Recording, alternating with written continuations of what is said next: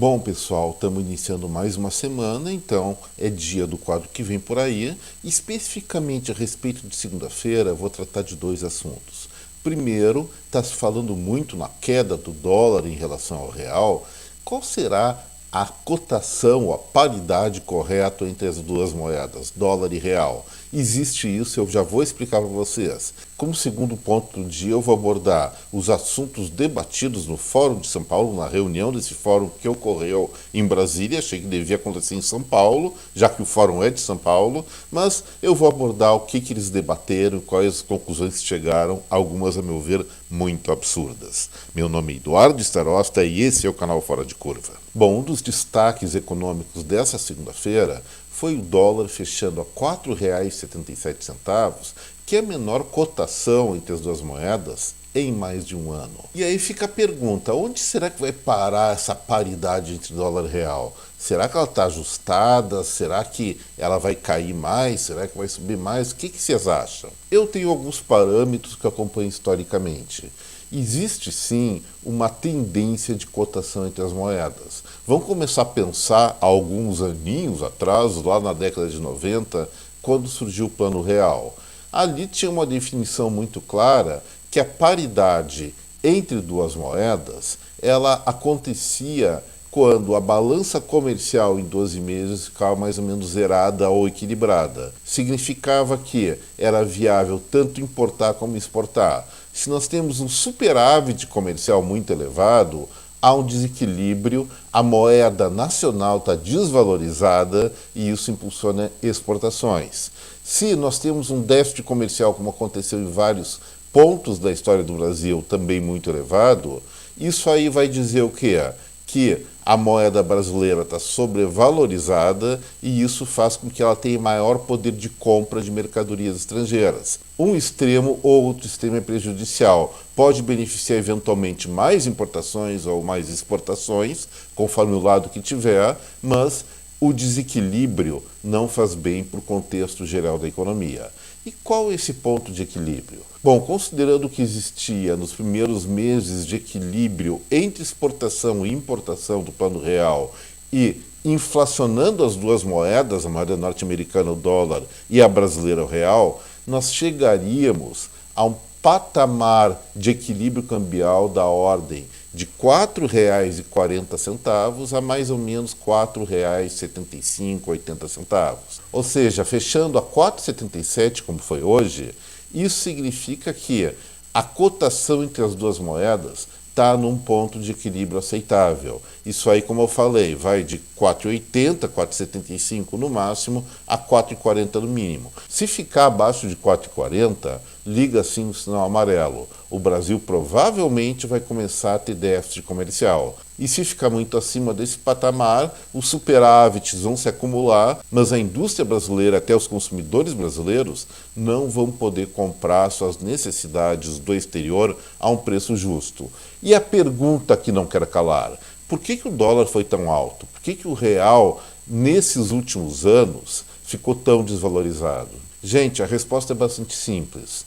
O mercado cambial funciona no curtíssimo prazo como o mercado de ações. Ele é muito nervoso, trabalha através de boatos. O boato provoca pânico e as pessoas compram e vendem moedas em função dessa história de pânico, havendo sim uma pequena ou grande, conforme a situação, intervenção de Banco Central no sentido de não deixar a moeda explodir ou implodir. Então, no governo Jair Bolsonaro, nós tivemos uma crise política permanente aqui no país. Necessariamente não por culpa do governo Bolsonaro, mas pelas disputas entre situação e oposição da época. Agora, dada a situação atual, mesmo havendo muita divergência política ainda, a questão ela não é tão radical como era há alguns meses atrás. Então, o pânico pelo menos temporariamente passa, e a cotação entre as duas moedas, a paridade entre dólar e real, tende a migrar para esse ponto de equilíbrio. Espero que continue assim, mas acredito que, pelo que eu estou acostumado em analisar economia e política brasileira no seu conjunto, logo, logo vai ter mais bagunça, esse dólar vai disparar, vai cair de novo, dispara de novo, até que os nossos representantes realmente amadureçam e parem de querer provocar pânico nos mercados, que isso só prejudica o nosso próprio país. Bom, e o Fórum de São Paulo, que reúne os partidos de esquerda da América Latina, pelo menos a maior parte deles, vai ter reunião aqui no Brasil no próximo dia 2 de julho, mas não é em São Paulo, como avisei na introdução, vai ser em Brasília. Não sei porque eles mudaram, vamos chamar de Fórum de Brasília então. Mas a questão é a seguinte, eles divulgaram um documento preliminar ao encontro. Isso ocorreu na última quinta-feira, dia 15 de junho, e os principais destaques, pasmem, são: primeiro lugar, a culpa de tudo é dos Estados Unidos. Eles escreveram o seguinte: os Estados Unidos pretendem reverter seu declínio e recuperar o status hegemônico anterior em um esforço desesperado que põe em risco a paz mundial. Aí residem as ameaças fundamentais à soberania, ao desenvolvimento e à justiça social que pairam sobre os povos da nossa América. Perigoso isso, quer dizer que os norte-americanos estão ameaçando política e militarmente a América Latina? Olha, difícil de engolir, vocês não acham? E ainda falam que existe uma ligação meia clandestina, diríamos assim, entre os partidos da direita latino-americana e os Estados Unidos. Será mesmo? E aí, nesse sentido, eles vão mais longe, dizendo que o objetivo principal, expresso descaradamente pelos representantes dos Estados Unidos, é manter o controle dos nossos recursos naturais. Pois esses Estados Unidos são malvadões mesmo, mas quem será o bonzinho da história? Vamos ver, eles também falam isso. A China é o país heróico. A China, segundo eles, representa um fator de estabilidade e equilíbrio para a região da América Latina e Caribe, manifestada na defesa dos princípios do direito internacional, em particular a não ingerência. Gente, a China então passou a representar a estabilidade e equilíbrio para a América Latina. Quais são as relações mais fortes da China em termos políticos aqui? Venezuela, Nicarágua e agora Brasil. Argentina também. E como é que estão esses países em termos de democracia, em termos de desempenho econômico? Nem vou responder, vocês já sabem. E mais ainda, a China busca estabilidade internacional.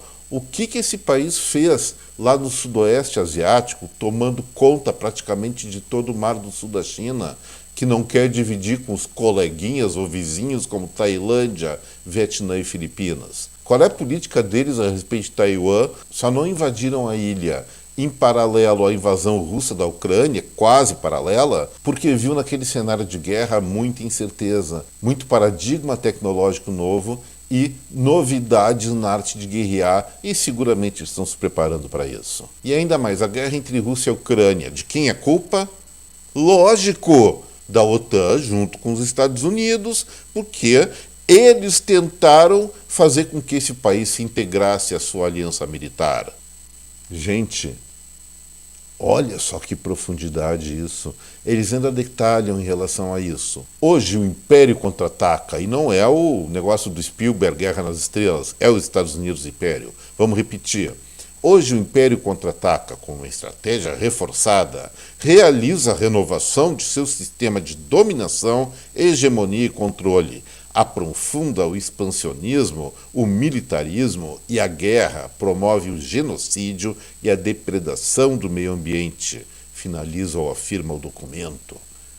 Que coisa, né? Eu fico pensando o seguinte: essas palavras, elas estariam muito bem colocadas, não bem colocadas, mas encontrariam um pouquinho de lógica, um pouquinho de eco, se saísse da boca, da voz de alguns estudantes universitários, ainda exercitando o início da sua cidadania e querendo fazer uma plataforma política um pouco mais aventureira, um pouco mais valente nas palavras.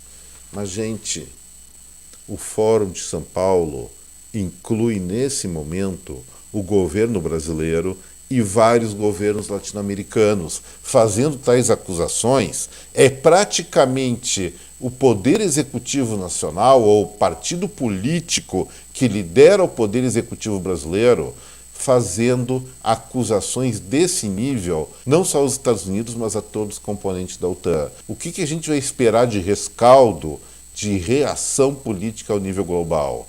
Olha, o Brasil, agindo dessa forma, está colocando um monte de oportunidades no lixo. Nós queremos, pelo menos eu acredito nisso, queremos prosperar como país e não ficar eternamente nesse bate-bola de verborragia, de discurso, que pode até ter algumas palavras poéticas, alguma plástica em termos literários interessante, mas só nos leva à marginalização no contexto internacional. E quem é internacionalmente marginalizado acaba, sem tirar nem pôr, pobre. É isso que nós queremos? Ou vamos tomar juízo, meninos? E meninas, claro. Faltou menines. E por fim, sobre redes sociais, eles acreditam, eles defendem que ela deve sim ser monitoradas para não contar mentiras. Que espécie de mentiras ou que espécie de verdades? Mas vamos então agora para o quadro que vem por aí. Chegou desse assunto. Amanhã, na terça-feira, o indicador não é brasileiro, vai ser norte-americano. Uma coisa que eu tenho apontado de forma muito recorrente aqui no Fora de Curva diz respeito à construção de casas novas lá na América do Norte. Esse é um indicador muito importante, especialmente porque tem interesses brasileiros nisso, no momento em que nós somos exportadores de esquadrias, até de madeira plantada para lá, não somos os principais, mas isso afeta estados como Santa Catarina, Paraná e Pará. O que está acontecendo? Há alguns meses atrás, a construção de casas novas vinha caindo, até que em fevereiro teve uma brutal reação, cresceu 9,8%. Até eu apontei naquele momento, será o início de uma reação ou foi um espasmo que tende a estabilizar e cair de novo? Bom, no mês seguinte, dado referente a março, houve uma queda muito tímida de 0,8%, seguindo-se uma elevação de 2,2% em abril. E os analistas deles lá preveem uma queda de 0,8%, mas normalmente eles têm errado essas previsões.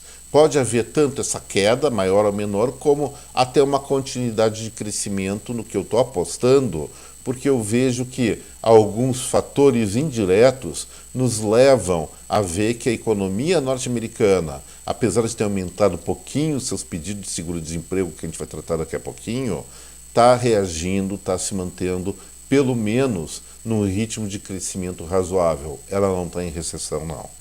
E na quarta-feira, o que vai acontecer aqui no Brasil?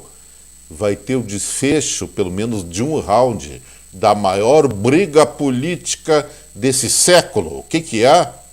É a questão, a contenda entre Banco Central do Brasil e governo federal no que diz respeito à taxa de juros. Será que tanta pressão, tanto movimento, tanta manifestação pública para reduzir a taxa de juros vai surtir efeito aos ouvidos do Conselho de Política Monetária, especialmente seu presidente, Roberto Campos Neto? Olha, até pode surtir efeito e pode cair um pouquinho a taxa de juros a partir de amanhã. Mas, se o Campos Neto tiver a cabeça no lugar, ele vai manter em 13,75% e não vai ceder essa pressão. Por que eu digo isso? Sim, a inflação pode até estar caindo, mas eu estou vendo um repiquezinho agora em junho por conta da alta do ICMS sobre combustíveis, e isso acaba se propagando para várias áreas da atividade econômica. E também, gente, aquilo que eu falo, juros para cair com segurança, para não reativar um processo inflacionário, tem que ter estabilidade de pelo menos 3 meses. Nós tivemos sim, um IPC a maio de 0,23%, que é um resultado positivo, mas se isso se repetir em junho e julho, tudo bem, aí eu dou uma palmatória e o Banco Central tem toda a propriedade para reduzir a taxa Selic, que está extremamente elevada, não nego isso, é ruim para o Brasil, provoca recessão, especialmente na questão do consumo de bens duráveis. Mas se eles derrubarem a taxa de juros antes do tempo, isso vai provavelmente descambar para uma retomada inflacionária e aí eles vão ter que voltar atrás. Fazendo isso, virá uma bagunça.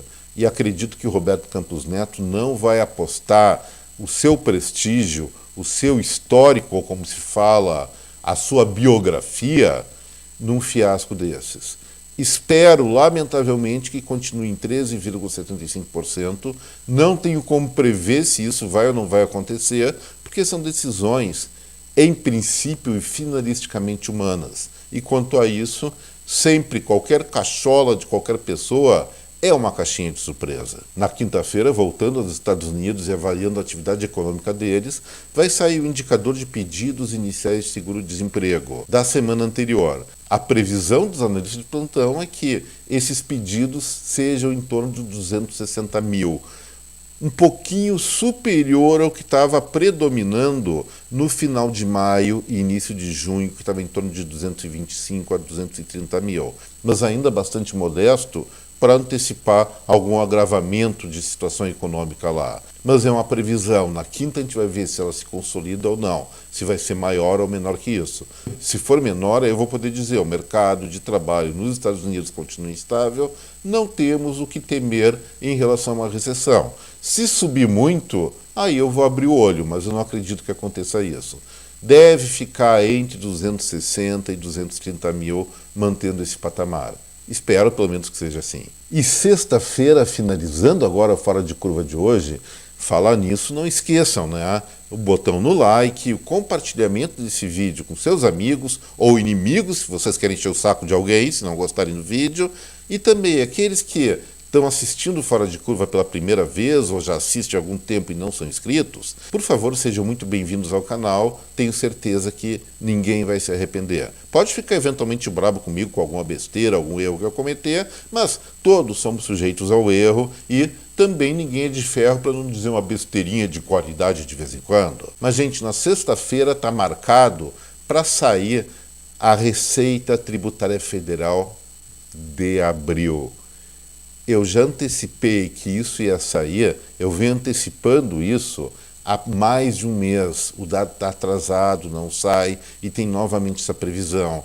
E é importantíssima essa informação, porque a Receita Tributária Federal vai medir exatamente a quantas anda a atividade econômica de março e a perspectiva para abril. Se nós tivemos indicadores bastante interessantes da indústria, comércio e serviços em março, em abril eles apresentaram ou forte desaceleração ou queda, e a receita tributária vai mostrar o que em abril? O que realmente aconteceu em março. Porque, lembrando, os impostos, a maior parte desses impostos, são gerados no mês e pagos no outro. E se nós tivermos o acesso a essa informação atrasada de abril, aí nós vamos ter o termômetro realmente do que está acontecendo agora com um espelho retrovisor um pouco mais distante, porque nós deveríamos já estar lidando com a informação de maio. Espero que eles atualizem logo essa informação e que ela seja positiva. Mas se não for, a gente vai ter que analisar a realidade